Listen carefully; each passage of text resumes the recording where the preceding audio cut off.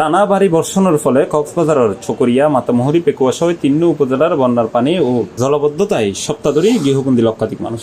ক্ষতি হয়ে কৃষকের কোটি টিয়ার গবাদি পশু ও ফসলি জমি। আর এই পরিস্থিতির মধ্যে বিএনপির স্থায়ী কমিটির সদস্য ও গণপ্রজাতন্ত্রী বাংলাদেশ সরকারের স্বরাষ্ট্রমন্ত্রী সালাউদ্দিন আহমেদের নির্দেশে সিরিঙ্গা ইউনিয়নত পানিবন্দী ৫০০ পরিবারের মধ্যে শুকনো খাবার বিতরণ করছে চকরিয়া উপজেলা ছাত্র দলের আহ্বায়ক রেজাউল করিম বাপ্পি।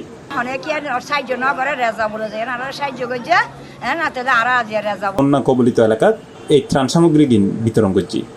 আর বন্যার শুরু নেই তিনি এইসব মানবিক হাজবিন গড়ি যান।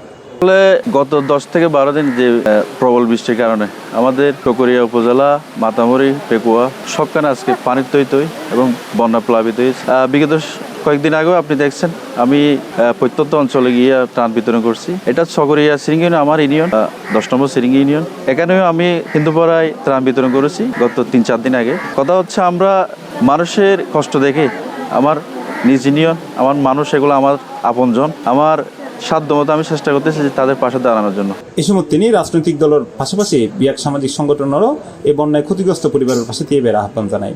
সাধারণ মানুষ এগুলো হচ্ছে আমার পরম আত্মীয়, এগুলো আমার সুখে দুঃখে এবং মৃত্যু যদি আমার হয় ওরাই আমার রাশ বহন করবে।